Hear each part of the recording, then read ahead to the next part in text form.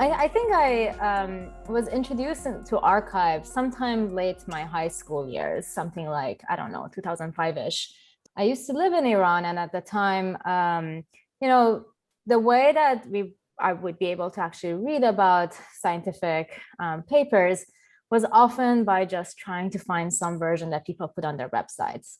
I remember at the time, occasionally I had emailed people to ask them to send me a version of their paper. So I have even like faxed versions of papers of people that they sent to me because I couldn't afford, getting across the journal paywall.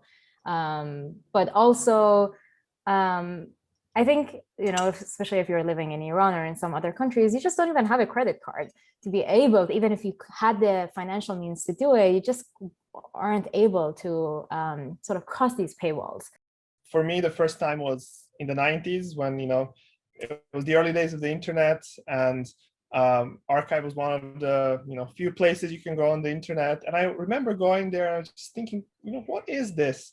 And then once I realized that, all these like physicists, share all of their research on it, I thought, this is amazing. This is like the original promise of the internet, right?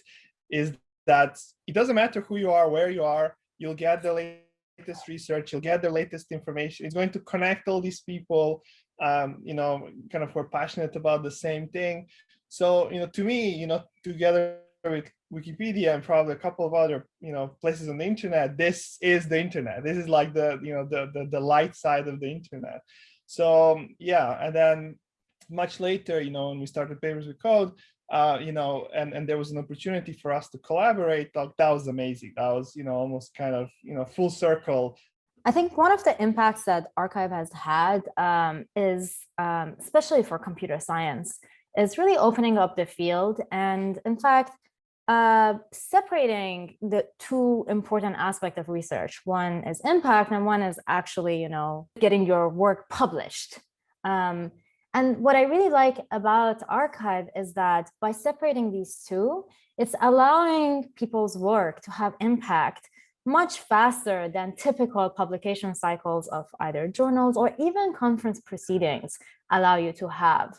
So I've done my PhD in computational biology. So I used to be in that field. And there's a very striking difference between biology and all the fields that are represented in arXiv, in that, like, because arXiv exists, it kind of set this standard that everything should be open access, right?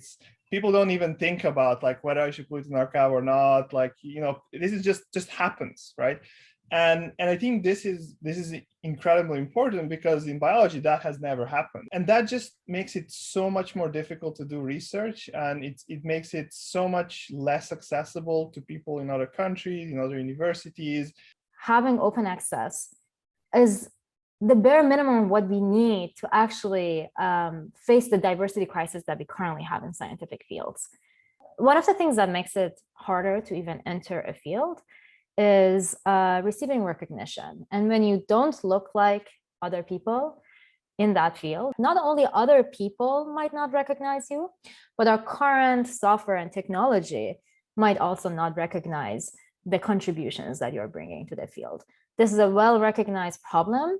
Unfortunately, it's a well-recognized problem of artificial intelligence systems, machine learning systems that are based on pattern recognition. And there's a lot of research trying to make these systems better. The way we discover scientific literature relies on so much of this technology that I think exacerbate our personal biases as well. So if arXiv and other technology try to address this issue by perhaps highlighting papers that might be related to what I'm just right now trying to put on arXiv, the opposite of trying to get the rich richer and trying to get the papers that have already a ton of citations, more citations, but rather recognizing that there's novel research that should be paid attention to, that might be coming from unusual or not typical sources. One of the roles that would be great to see as a future of arXiv would be to have tools that allow us to find these hidden gems. really what we want to do, I think, ideally, is to give power to the user, to give tools to the user that then they can use to find what is kind of necessary for their research. If I think about future of arXiv and tooling, I think the future will be, there'll be more papers, there'll be more researchers, there'll be more exciting stuff going on, and I think that would mean that people would need to be able to track what they're interested in better. They will be able to understand what's going on better, but still do it in a way that it's kind of their decision what they're seeing. And I think bringing open access and bringing tools together that allow us to recognize contribution, no matter where it's coming from, or even under-recognized contribution, is a very powerful tool for creating both more diverse academic communities and creating higher quality research. And I hope to see arXiv to continue playing this role.